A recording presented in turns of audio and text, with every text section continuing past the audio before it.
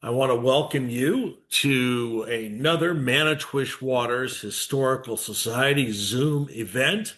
We do three of these throughout the year. My name is Jim Bokern. I'm conducting this event on discovering the rich history of the Northern Highland-American Legion Forest. But we will have on February 10th, Kay Cron speaking about resorts.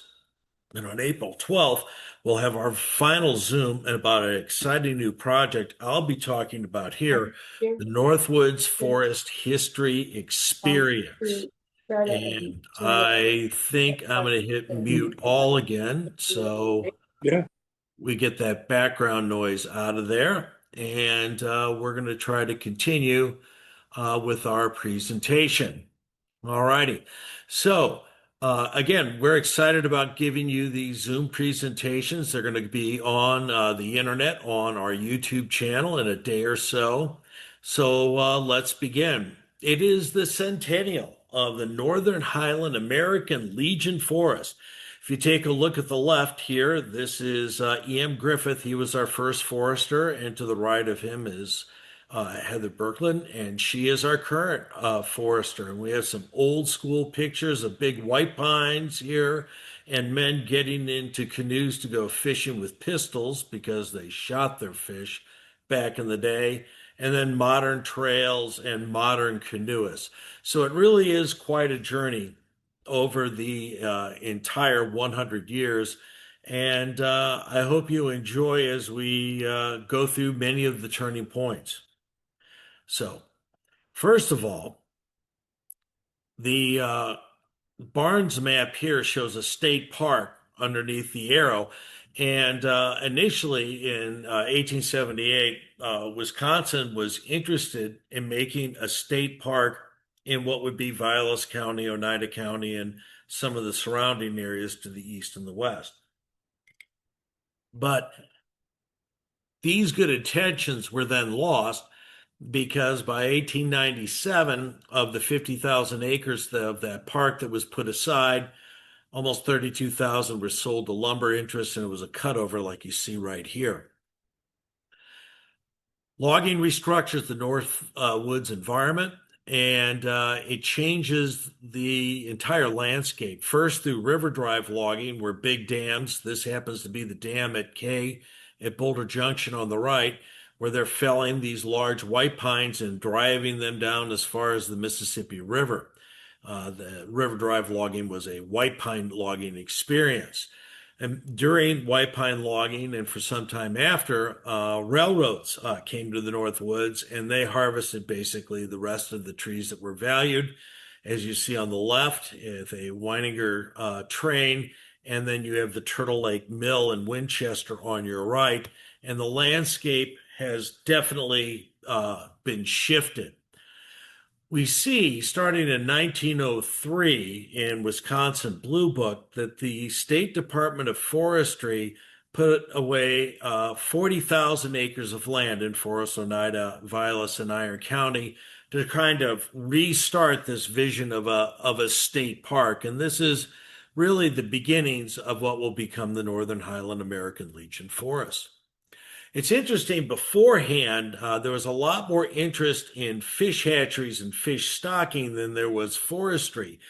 These are tanks at the upper left at the Woodruff Fish Hatchery, and these are rearing ponds in Woodruff, and below is the famous Badger car that hauled fish fry with aerators and tanks to men waiting with milk pails to transfer the fish fry to lakes all over Wisconsin. So fisheries got a couple decades jump really compared to forestry. One of the great documents that I find in the work that I did from 1903 here, we see that 5 million walleye fry escaped into Minocqua Lake by accident. And by escaped, I imagine one of the local resort owners wanted to stock his lake and then broke down the barriers and released all the hatcheries fish fry into the Minocqua chain. But back in the forest, there were certainly crises that were brewing, and forest fires is among the biggest of these crises. And Buswell, a community on Papoose Lake, burned in 1910 after 5 years of operation, and it displaced 200 residents.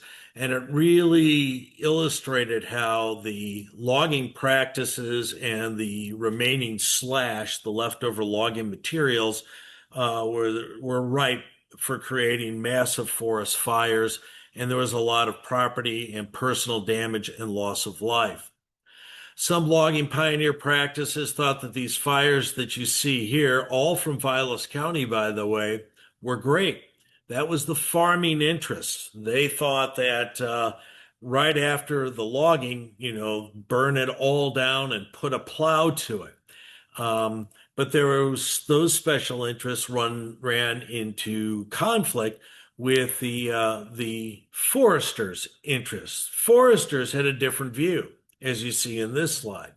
They envisioned a state forest filled with public lands for recreation and multi-use properties that would allow timber harvest and feed the wood industries of Wisconsin. But the reality is, this cutover here, illustrated in the north of Big Trout Lake, that was what folks had to deal with at the time, and the forest fires like in Buswell that followed. So in 1903, they created a forester. In 1904, E.M. Griffith filled that position, and with the Forest Reserve Act, was given control of all the lands from Township 33. So that's like Medford and Oconto, all the way north, and would then be able to either sell those lands for farming and take those monies, and then buy back cutover land and recreate that state park that was discussed in 1878 and create those forest reserves. E.M. Griffith's mentee, Fred Wilson, wrote a book in 1982 that really chronicled much of this work and is present in this presentation. So the goals of E.M. Griffith were in the Forest Reserve to maintain a forest on the headwaters of our important rivers. Second, to provide raw material of wood for industries. And third, to make an attractive resort region. These goals are pretty much consistent with many of the goals that we still follow today in the region. In 1911, he put out a plan, and you can see the yellow circle up at the top that illustrates Trout Lake headquarters and surrounding ranger stations, a centralized model where he would create best practices that could be shared throughout the state on how to bring modern forestry to Wisconsin and protect this area. The outline, the shaded outline, that is the Forest Reserve. He built a legacy Trout Lake Forestry headquarters that was absolutely amazing, torn down later in the 1980s. This was made by three men from up in northwestern Wisconsin with great log cabin building skills, and it was iconic to the Trout Lake Station. We'll see immediately the press gives Wisconsin a lot of credit and really heralds the U.S. laboratory for Wisconsin on timber, as well as adding more and more acres as leading the nation in much of the growth of modern forestry. Griffith was a scientist and left Yale and ultimately took his forestry degree in Germany and was really quite analytical. And following these analytical approaches, he said it is important to determine where the non-agricultural lands lie, as it is of great importance to both forestry work and the landowners, to say nothing of the incoming settlers. And you can see with their forestry analysis, only 15%, the orange arrow on the right, was really seen as possibly agricultural lands. This conflict between agricultural and forestry interests will become quite poignant over time. So, from selling this land from Taylor and Oconto County to farmers, and then taking that money and buying back cutover land in the North Woods, you can see on the right the land purchases that resulted. And you can see by the gold bar by Vilas County, most of the land was purchased in Vilas County.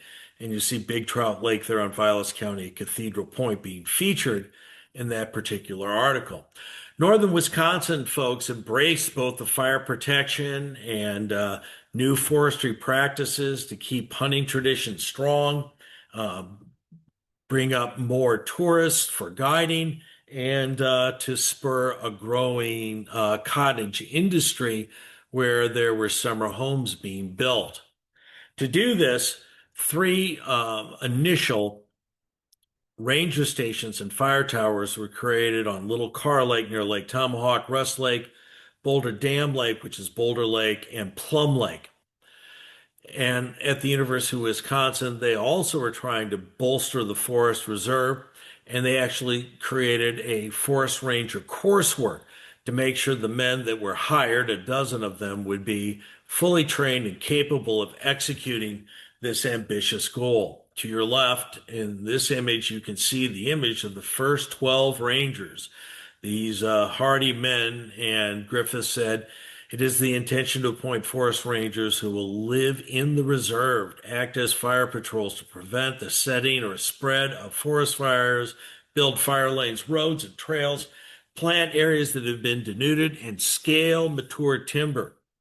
So you would think, this should be the Wisconsin Forest Reserve, but we're talking about the Northern Highland-American Legion Forest. So the Forest Reserve continues to move forward, and these are the 12 men by name who made many of the changes to the early forestry practices.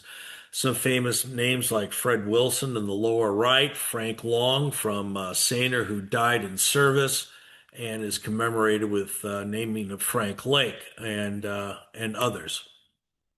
The coursework in the field is really quite interesting.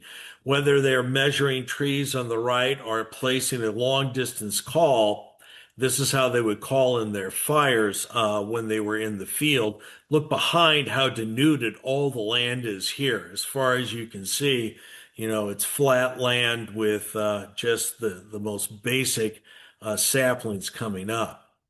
Fire prevention was key. The four lookout towers at Muskie Hill, Boulder Dam Ridge, Rust Lake, and Lake Tom were absolutely key. And they were actually windmill fire towers. They weren't the big fire towers that we're accustomed to today. Here's an example of one. They would get the base for a windmill, but instead of putting the windmill at the top, they would fashion their own little cab for men to go up and observe like that. And they'd have to come down on this ladder and then call out on that phone. So, as one of the things that we're doing at the Northwoods Forest History Experience in Manitowish Waters at the North Lakeland Discovery Center, we're chronicling these first four fire towers. And this is the fire tower right here that on the left. That fire tower is on Lake Tomahawk site and is still standing. And the one at the right, you can see our drone flying over it. That's on Muskie Mountain, just by Crystal Lake. And so we'll have 360-degree views of all the original fire towers in the museum in May. You should all come down and see that. The Rangers also built their fire trails, and they had to use draft animals, and they worked very, very hard to try to create those fire breaks to stop the devastating fires, as you see on the right here. And these fire breaks and roads would lead to greater reaction, and with the fire towers triangulating smoke, they could get to those fires quickly and put them out. The speed of intervention is important. Interestingly, this fall, I called a fire in on a windy day on Alder Lake, and the fire department showed up and basically held it in place. And it's that quick reaction that really saves a lot of property and forests. So here are the different areas. This is Rest Lake here with the yellow. This is Boulder right here. This is the Trout Lake headquarters. Muskie Mountain in blue right there, and orange down below. That's where they were. So the Boulder Junction Ranger Station, here's a picture of it. Here's an aerial of it. And the orange picture here is the bridge that goes over County K where the rapids are on the Manitowish River, to give you a little idea where that ranger station was. That's really kind of fun. But the ranger station that's best chronicled is the one that was on Rest Lake. Here is a picture of on the right of the ranger cabin of Herman Krieger, windmill fire tower on top of Tower Road Hill. And you can see the denuded hill right here with some settlers walking by it. That's what it looked like in 1911 and 1912.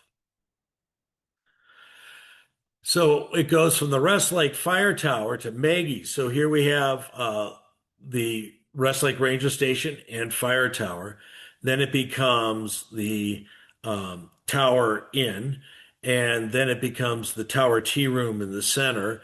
And then again, we have the Tower Tea Room with the CCC Fire Tower, not the original fire tower that was Windmill. And today it's Maggie's right in downtown Manitowish waters.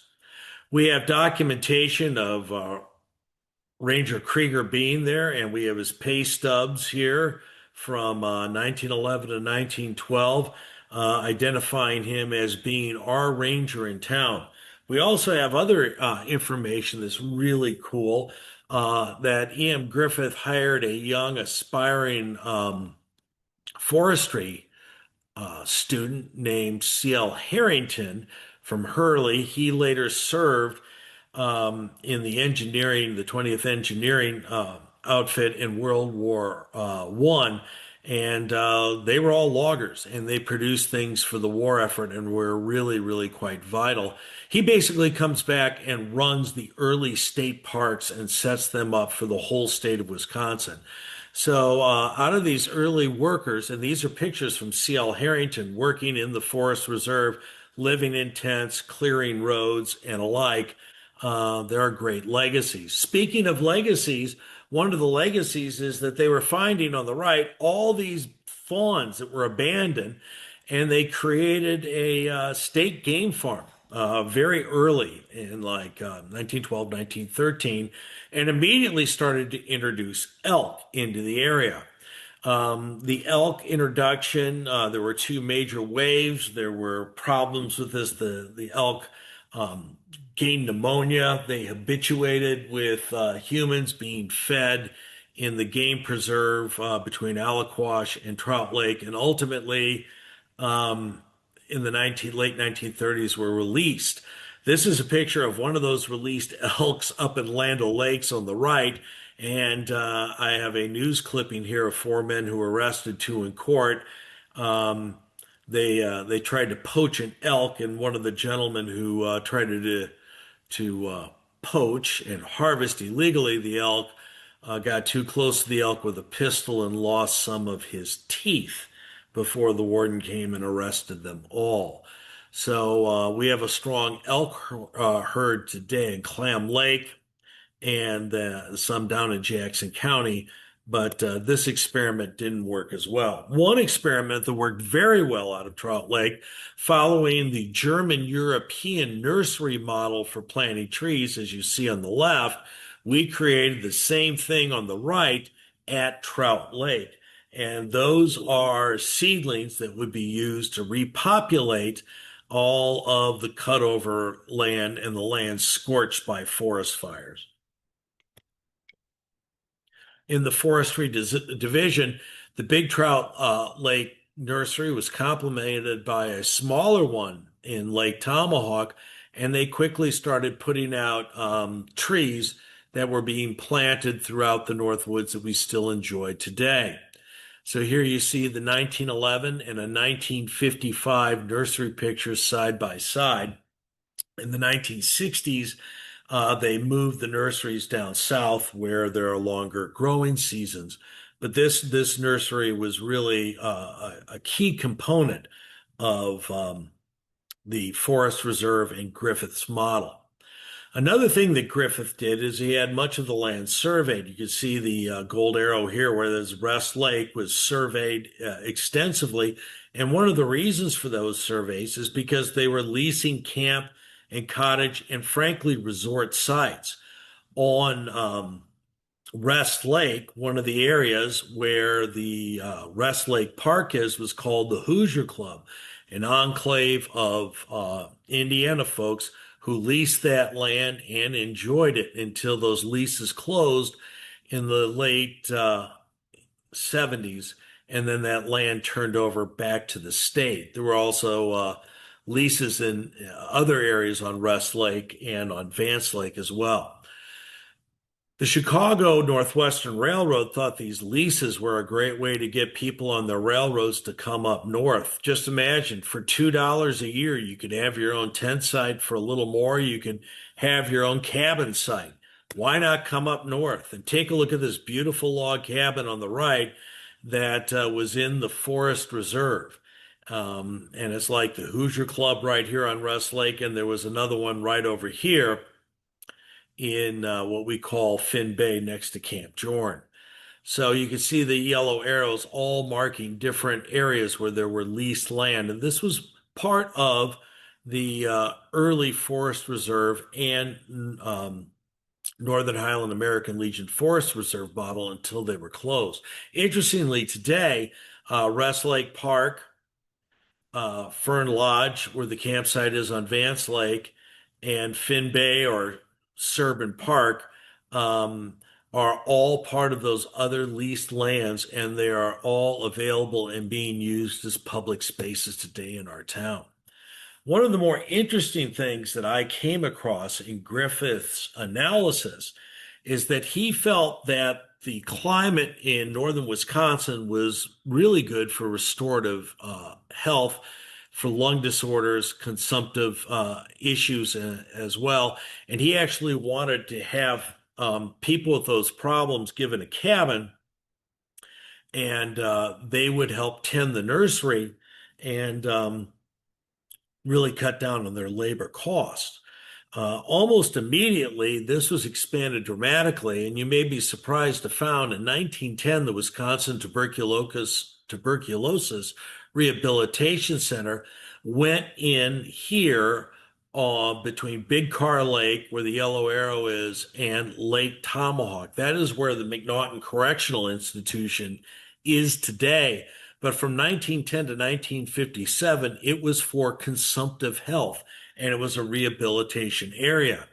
The McNaughton Correctional Center was actually closer to Lake Tomahawk, and then ultimately, when the Wisconsin Tuberculosis Rehabilitation Center closed, that's when the prison took over this area and created all the farm fields, as they were all self-sufficient. They milled lumber there, and it was certainly a correctional work camp.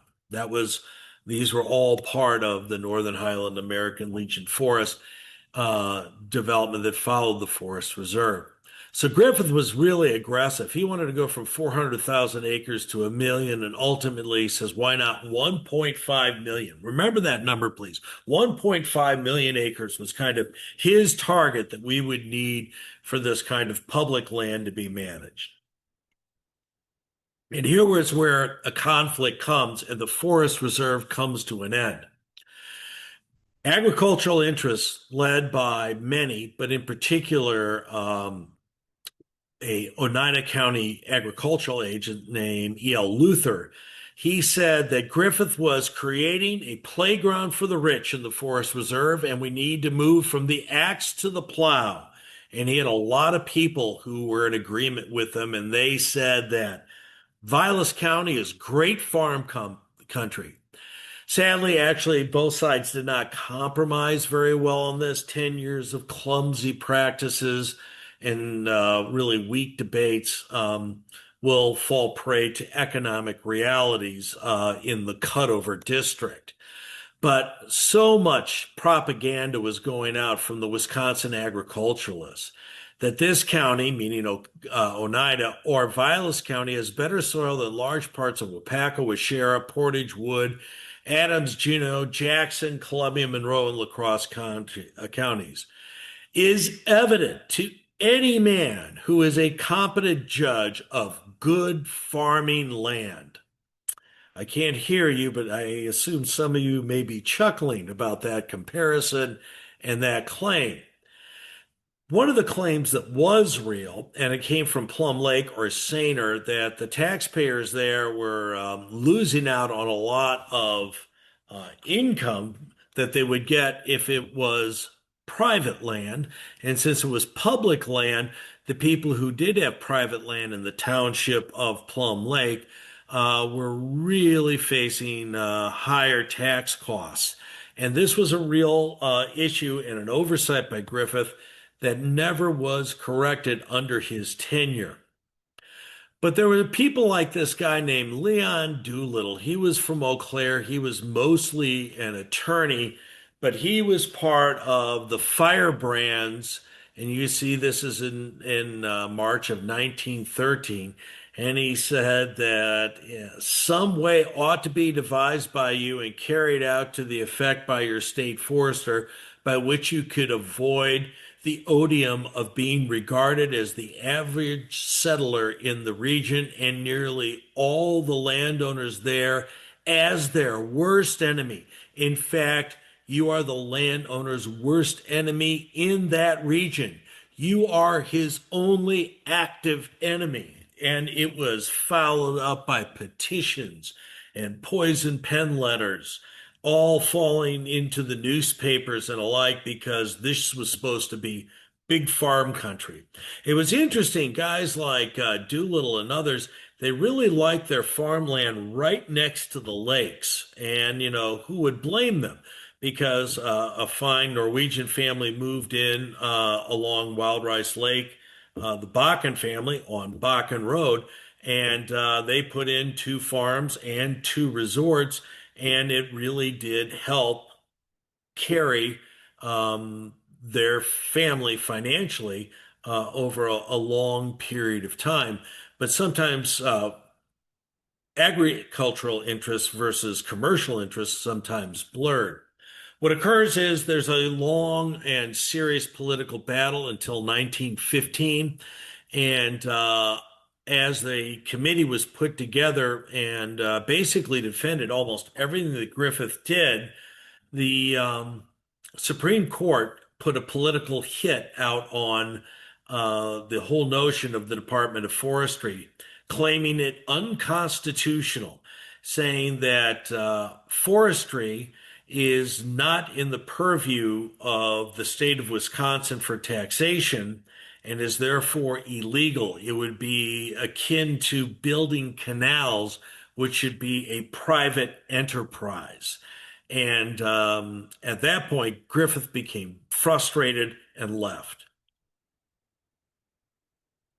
In 1913 and 1914, Griffith's detailed reports were then suppressed. Matter of fact, they said the former state forester for the two preceding years prior to the consolidation of the departments was issued and it is deemed unnecessary to report. They purged his reports, Griffith's reports, and they made it move away. They reduced the number of forest rangers, and then they redistributed those men all across the top part of Wisconsin. It was a full-blown attack on Griffith. But Griffith really cements his legacy as a top-notch forester and a visionary because in the last months, he was at Trout Lake Station, and a wealthy gentleman by the name of Jack Vilas came to stay at Man's Lodge on Big Trout Lake, and he brought on a railroad car, a hydro aeroplane that you see here with a bunch of rangers sitting on it.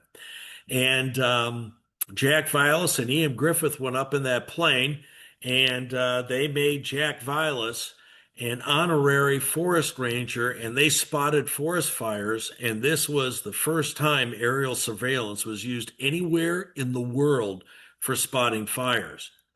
Of course, when Griffith left office, they disposed of any support of his ideas and following up on this aerial surveillance. I think it's important to add right now, fire towers are no longer used in the state of Wisconsin. All fires are spotted by airplanes or drones today. So once again, we see that Jack Vilas was an aviation pioneer in forestry and fire reconnaissance and surveillance. And E.M. Griffith was the guy who teed it up for the whole world to follow. But he's gone. He lost the political fight. Some of the fun things that happen also in the forest is the conservation wardens. That's right. There are wardens out there stopping those poachers who are shooting the elk. And with new technology, they got them all motorcycles and motorcycles with sidecars so they could move through the woods and around trees and things like that. And you would think they were Harleys, but no, those aren't Harley Davidsons. They're some other kind of motorcycle. But that was kind of a fun thing. So you can imagine the game wardens buzzing around the trails on those. Robert Goff, University of Wisconsin-Eau Claire historian, wrote Farming the Cutover and talked about agricultural boosterism in the North Woods after the cutover, showing these big harvests that were available in Oneida County, along with the agricultural experimental stations, talking about opportunities for profitable farming in northern Wisconsin. Um, there was a huge push through what Goff called this boosterism to move people up north. The winter season, according to Cutover Lands out of St. Louis, Missouri, in the area around Presque Isle, only has about 100, maybe 120 days of snow cover. Most of us who live around here know that Presque Isle gets more snow than we do here in Manitowish waters. And the soils are also very thin. So they're talking about the Vilas Lumber Company in Weininger, which is Presque Isle. And these kinds of boosterous activities actually drove people to come and settle on farms. They were following the upward trajectory of farm prices during World War One, but immediately after World War One, there was an agro-recession and a drop. And then until the Great Depression came, and then all these farms are going to basically go into subsistence production for the most part. And so we see the promise of families like these families right here trying to eke out a living will be met with blight and bankruptcy. By 1925 and 24, all of this shifts. Governor Blaine says in 1925, and this is in the Marshfield News Herald, Northern Wisconsin could accomplish more for itself and for the nation by forestation than by agriculture. Surely that is a startling statement. And what will happen between 1924 and 1933 is going to create not only state forests like the Northern Highland-American Forest, but also county and federal forests in very short order and really establish Wisconsin public lands.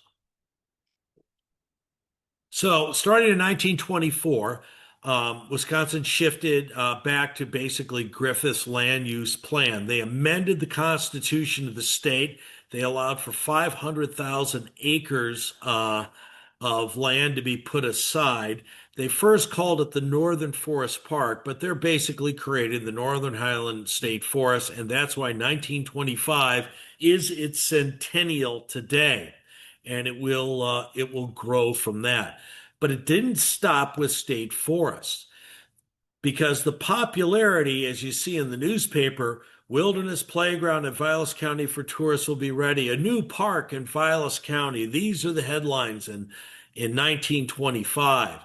And many elements of Griffith's plan are back on track and moving forward. And there was also those who were very wise that this cutover land was being bought out by wealthy individuals, and they feared losing what used to be the public lands of the forest reserve, and really pushed hard for the state to expand the nature of their land purchases. But they were limited to 500,000 acres, so they make a call for federal and county forests as well. So the federal forests marked in yellow will come very quick. In 1925, the Enabling Act will be passed, and it will allow the federal government, the state of Wisconsin will allow the federal government to buy land. And by 1927 and 26, we will see the beginning of federal forests emerge at that time. Also, E.M. Griffith's mentee, Fred Wilson, who wrote the book about E.M. Griffith, had come back from forestry out west to join back into his beloved state of Wisconsin and used the 1927 forest crop law and changing zoning practices to allow county forests to be created. So this is a 1-2 punch, federal government and county forest, all in this narrow window of time. Going back, we can see that Griffith understood this. He said that speculative holders of non-agricultural land will gradually let go of such holdings, and the counties will then be able to acquire them. Those counties will secure the greatest permanent prosperity that develop every acre to its truest and highest usefulness. And this should be authorized by forest reserves.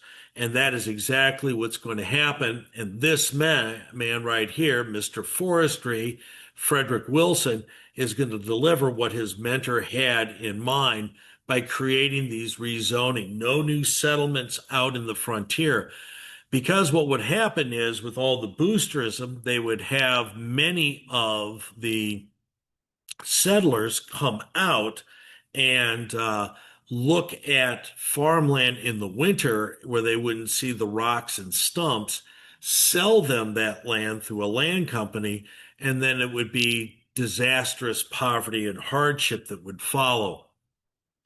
Matter of fact, great historian and DNR worker Paul Brenner argued that the Bluegrass Land Company created the town of Oxley next to Boulder Junction just to sell this kind of fraudulent land around Boulder Junction.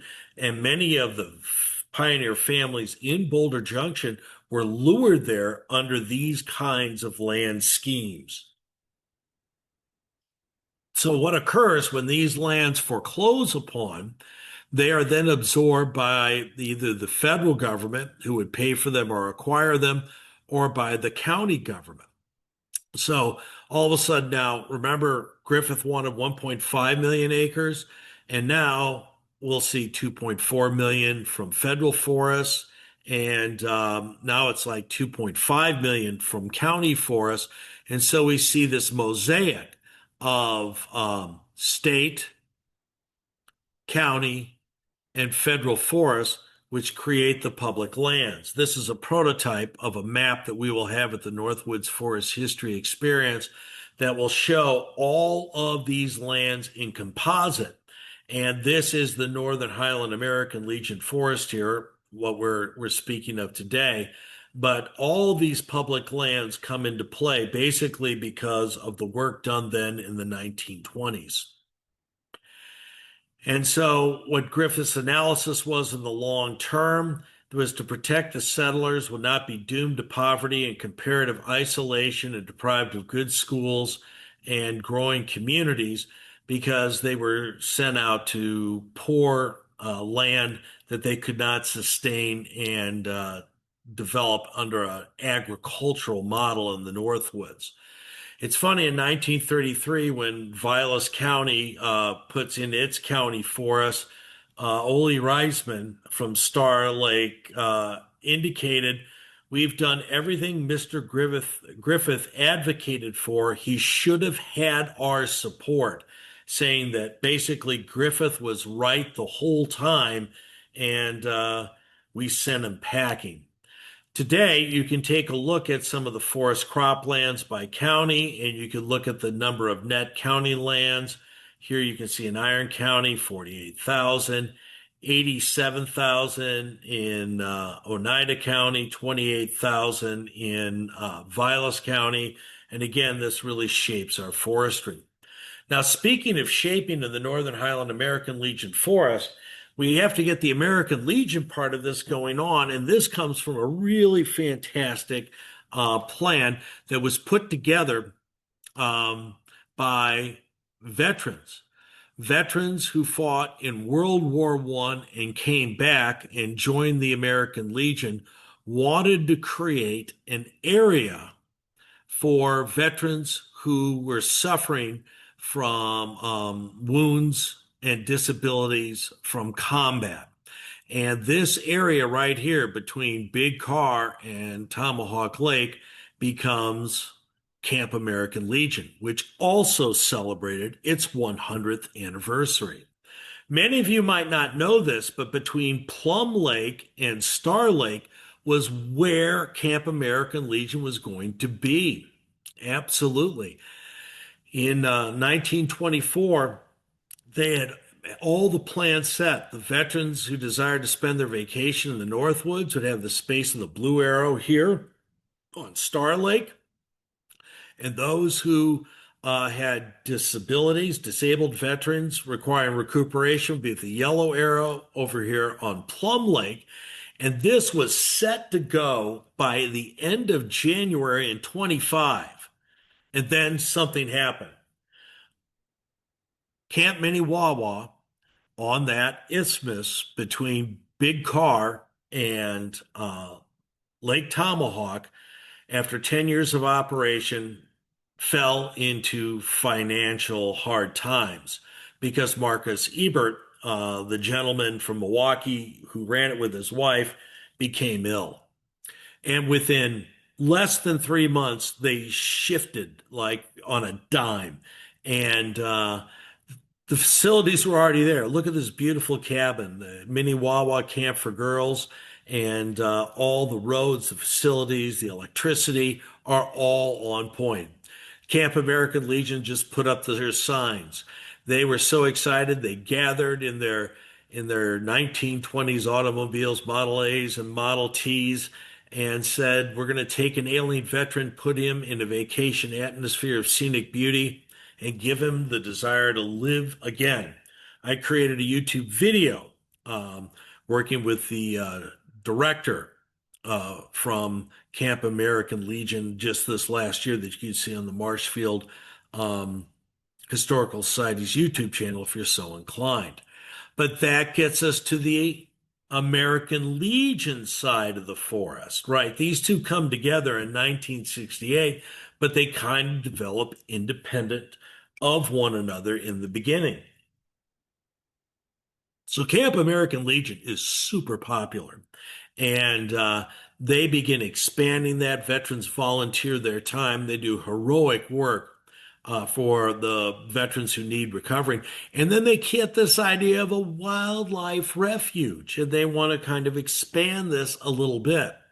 And the Forest Reserve was then ordered in Oneida County, and they added 36,000 additional acres.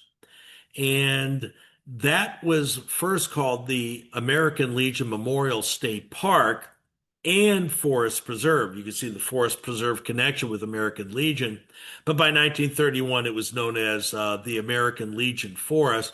So this catalyzed this other expansion of 36,000 more acres in that region. So this is where you get the Northern Highland-American Legion Forest. There are two that are now one today. This is what I found to be real interesting. Note the date on this, 1931. This is in the Great Depression, in some of the darkest times of the Great Depression. And they allocated $45,000 to develop the American Legion State Forest. That is a huge amount of money in that period of time. And it was the majority of the whole budget for the entire North. So a lot of emphasis went into developing that part of the forest. Another thing that's interesting from Griffith's final work before he was driven out, he created, as you see with this red arrow, the Wildcat Lake Ranger Station. But of course, the Supreme Court shut down his model. They disbanded the Department of Forestry, consolidated it all under the Wisconsin Conservation Commission. So they had over here on Wildcat Lake a ranger station that was never going to be used.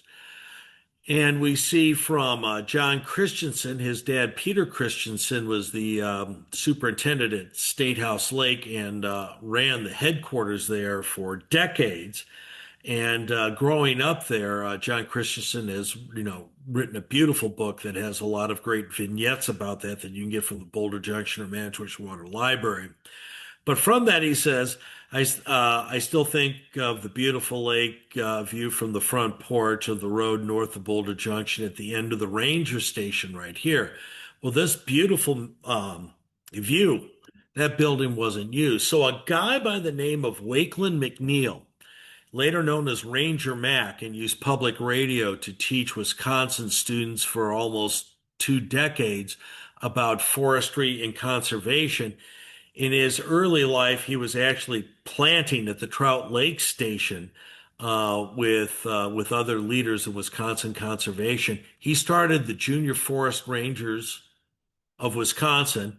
This is through the 4-H program. This is 1928. This is right after school forests were created. And these forestry clubs started to grow in 1929. And Wildcat Lake was the area this was all happening in. Wisconsin was heralded as having one of the best curriculum and best clubs and junior forest ranger programs anywhere. And it was right north of Boulder Junction.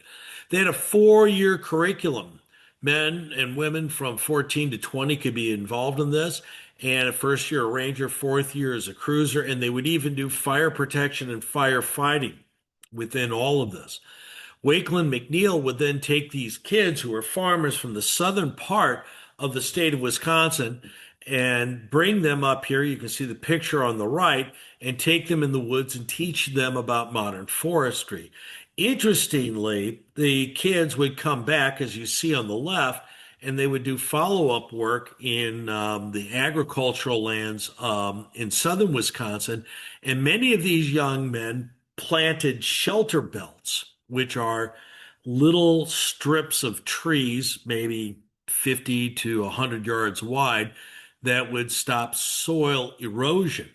And when the Great Depression ultimately comes, and there are dust bowls, even in Wisconsin, many of those who were protesting shelter belts because they thought the trees would wreck their crop growth, they said, no, the kids have planted these shelter belts because they worked up in northern Wisconsin with Ranger Mac, and the crops grow just fine. So after this goes down, this whole movement goes then to the Dells shortly after 35, where it is in the upland forest down there. Here in the Northern Highland-American Legion Forest, we'll have 1, 2, 3 CCC camps. Camp Mercer, Camp Crystal Lake, located on White Sand Lake, and Star Lake. Here you can see all of them. These are all military-style barracks systems that were in operation from anywhere from 5 to 9 years at a time. And they ran those camps just like an army. And enrollees, they were not members of the military, would sign up for 6-month terms, and they would be run by the army in the camps. And then when they would go out in the field, as this cartoon on the right shows, they would work with the forest rangers. Here you see the forest rangers on the left driving these guys with their backpack sprayers and axes out to a forest fire. But the 660th Company, or Camp Mercer, this is what the rangers tell them. They are tree planting. On Highway 51 and G, they're clearing a fire lane. They're putting in telephone lines in Winchester so they can call in fires there. On the Turtle Flowage, they're doing fish rescue because the drought is so bad on the turtle flambeau flowage that the fish are being isolated and they have to dig channels between the bodies of water that are out there. And they're also still fighting fires. They also are building ranger stations. They would learn from local experienced men called LEMs how to do masonry like this. And just up until like 3 years ago, that was the Mercer Ranger Station. And these bricks, and you can see them on buildings all over Wisconsin, built by the CCC. There are still a bunch of these buildings as you come from the west into Lake Tomahawk on Highway 47. So they moved the old ranger station from Camp Mercer CCC camp on uh, on the north end of Mercer. They would also have sub camps where they would service fire towers, and these men would live in tents from the time that the snow melted until the snow got deep. One was in Springstead, one was in Pine Lake, and one was in Presque Isle and Oxbow. And these all become react teams to fight fires, plant trees, and be available to be part of Franklin Delano Roosevelt's Tree Army of Environmental Reclamation. Fighting on the Powell Marsh Fire in 1933 and 1934. Here's the images of the Powell Marsh burning. And these are actually Camp Mercer men fighting fires and extinguishing fires. They made a huge difference in the area. This image here on the Northern Highland-American Legion Forest, say between 600 and 700 men were engaged in fighting fires, the Powell Fire in Manitowish area. That is a huge, huge number, and probably 110 or 20 came just from Camp Mercer. These fires were so intense that some of the enrollees at Camp Mercer, and I redacted the name, the guy was from Guile, actually refused to fight and spent 30 days in the jail because he was not willing to go back into the fires again, to give you some kind of context of the intensity at that time. Well, the CCC closed on White Sand Lake in 1939, and immediately the Boy Scouts created Camp Region 7 Canoe Base there and converted it over. In 1938, shortly after Wakeland McNeil left Wildcat Lake, the state FFA camp was put in on Jag Lake, just north of Upper Gresham Lake. So we see in the Northern Highland-American Legion Forest, service groups, recreational groups, camping groups are all part of the mosaic of what the modern forest is evolving into. Here in Manitowish waters, we start another precedent getting back to the love of fishing, which I covered in the beginning. Spider Lake created the first municipal fish hatchery ever in 1932. And by 1936, you can see there are Big Lake, Fish Trap Lake, Sainer, Rest Lake Dam. We were the original. Okay, that's Spider Lake, Mercer, Glidden, and so on. So on Big Lake, just down from Rice Creek, you can see where the fish hatchery was and where the rearing pond was created. This is the fish hatchery right here. Today, you can actually go to the site and see where the dam was, and there's a small rapids that's right there today. And we even have old documents from that period that said that they were establishing 4 hatcheries last winter in the Manitowish area.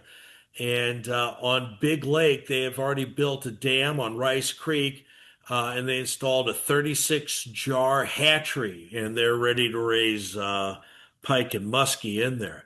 Here's the Manitowish Waters Hatchery. Here's the Mercer Hatchery at Lake of the Falls. This is the interior. There's some of the jars that we talked about right here. They were really quite sophisticated and were done with local municipalities, the CCC, and the Wisconsin Conservation Commission. If you ever drive down Highway 51, this is the old Circle Lily here. Highway 51 comes through this area right here right now. You can see the snowmobile trail actually crosses the the creek out of Circle Lily Lake on a dike that was a rearing pond right here. They would actually put the fish in there and they would raise them from the fish hatcheries.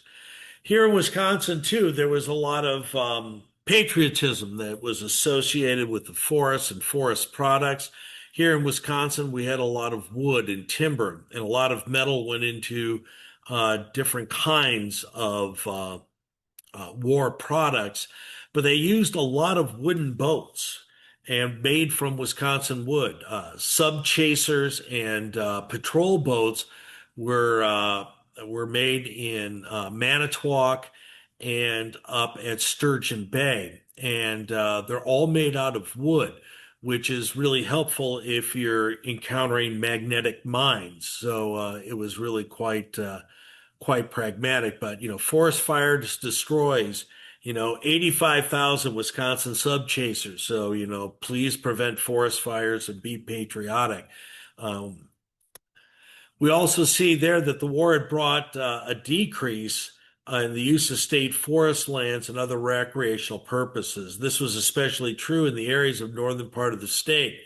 It was not anticipated that this will revive until the days of peace again arrive. This is in 43 and 44. The Conservation Commission, that was their analysis, and they were right. Because after World War II, there is a major shift in the Northwoods.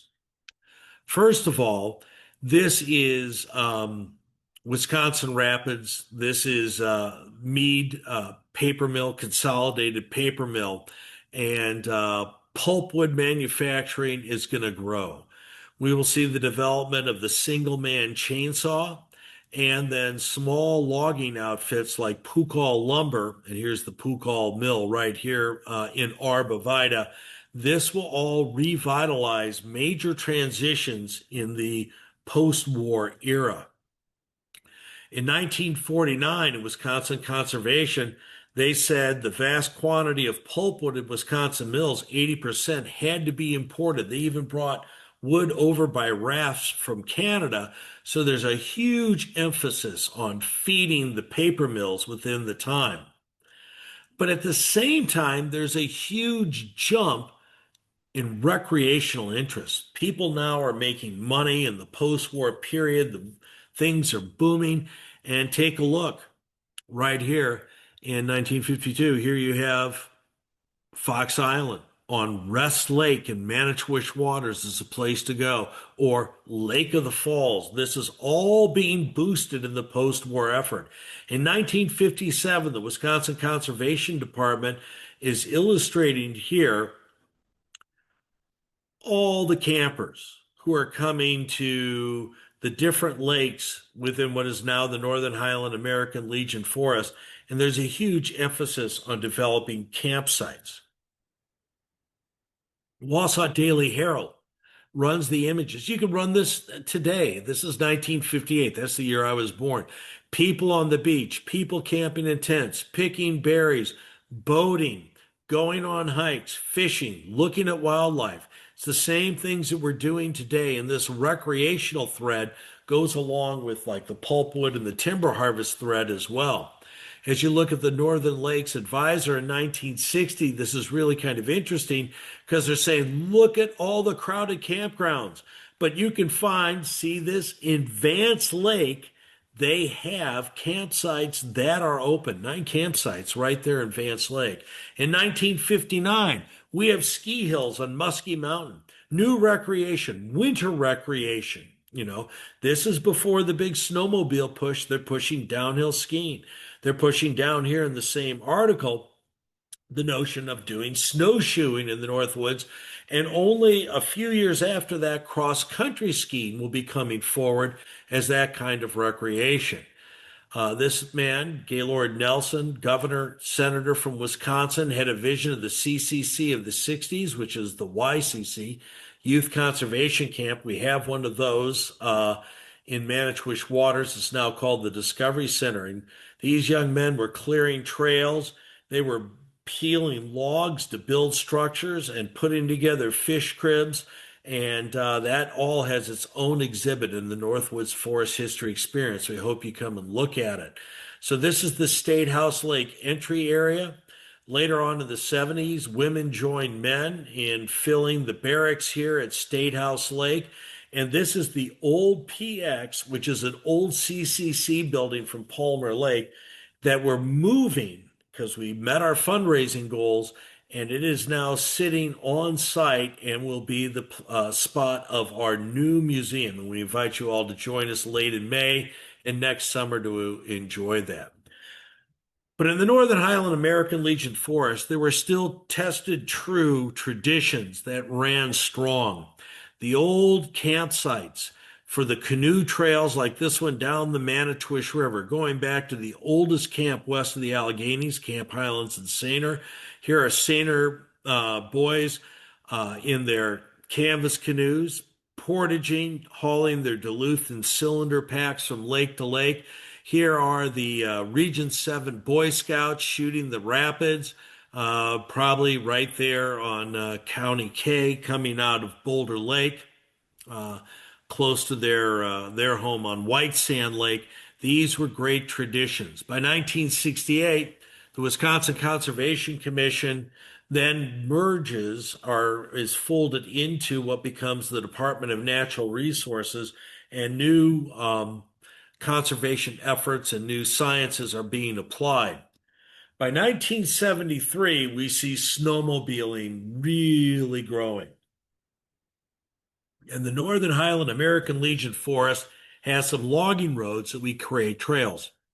On the right, you can see the 1973 trails that were in Manitowish waters. They're pretty modest by today's standards, and many of them aren't even used today. But this starts an important time. In 1969, in Minocqua, 5 clubs met and they started this tradition of snowmobile clubs. Note in 1971, the DNR funds trail construction at $234,000. By today's standard, corrected for inflation, that's over $1.8 million in one year they sunk into this. So the DNR saw these same recreational advantages and possibilities and funded them extensively. As they also developed natural areas, expand public access to pristine forests, later scenic waterways, and alike. Forest water, forest management, these best practices become strong as part of the management practices under the DNR. But also in the 1970s and the 1980s, a real shift took place where the Tribble brothers were spearing through the ice for muskie, as you see here on the right, and they're Ojibwe, and they have Ojibwe treaty rights, and they were arrested for spearing off reservation. And the warden said, well, you might have to take that one to court, men. And they did, and it made a massive change. By the time this all comes through in the Voigt decision, sometime later, it affirms the Ojibwa or Chippewas hunting, fishing, and gathering rights on off reservation lands. You see harvesting of birch bark here below. And much of forestry practices and forest use modified due to that. We also see the DNR starting to become active in historic preservation, trying to protect archaeological sites. And there are archaeological sites like these on Plum Lake on leased land that we'd like to keep preserved for generations to come. There used to be a lot of wonderful archaeological culturally modified trees. You can see the blaze around this tree right here. And this was a giant birch that was used to mark a portage trail between Star and Plum Lake. Sadly, in the 1990s, that tree was cut down by somebody and destroyed, probably out of ignorance. And so this notion of heritage preservation and cultural preservation is an important element. Here's one of those twisted trees that could be argued to be a trail marker on a portage area. And I worked with DNR foresters to make sure that tree would not be cut in a local cut in that area. So the DNR is really embracing that. New technologies are going from that single man operating a chainsaw to these Ponzi wood processors, I will call them, where they can grab, cut, um, delimb, debark, and start to pile and stack lumber almost instantly as they move through challenging landscapes. It is really bringing in digital technology, GPS, and alike, and it's restructuring a lot of the timber harvest. And as you look at recreational maps, look at all these destinations in the Northern Highland-American Legion Forest. We are going to probably see in the long term more and more of these kind of recreational destinations going forward and bringing more opportunities for residents and our visitors. So join us at the Forest History Experience because we moved that old building and we followed our plans, and the building has been refurbished on both the outside and on the inside, and we're building exhibits over the winter. We'd like to share that with you and celebrate not only the Northern Highland American Forest, but all forests throughout the North Woods. And let's just take a moment as we get into the last month of 1925 and raise a glass and say cheers to the Northern Highland American Legion Forest Centennial. I wish you all well if you're in the North Woods. Stay warm and bundle up. And be sure to consider tuning in on February 10th when Kay Crons talks about great Manitowish Waters resorts. All right. Thank you so much and have a good evening.